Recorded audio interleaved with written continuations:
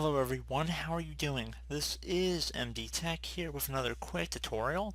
In today's tutorial I'm going to show you guys how to either turn on or off the autocomplete in File Explorer as well as the Run Dialog window.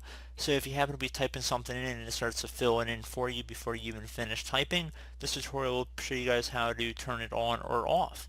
So pretty straightforward tutorial here, and without further ado, let's go ahead and jump right into it. So we're going to start by opening up the Start menu, and you want to type in Internet Properties or Internet Options, and you want to go ahead and left click on that. Should be the best match here.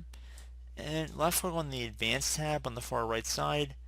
You want to scroll down a little bit on this page until you get to where it says Underline Links, and then right underneath it there should be an option to use Inline AutoComplete in File Explorer and Run Dialog.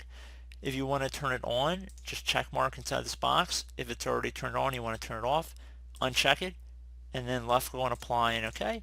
And that's all you pretty much have to do. So as always, thank you guys for watching this brief tutorial. I do hope I was able to help you out, and I do look forward to catching you all in the next tutorial. Goodbye.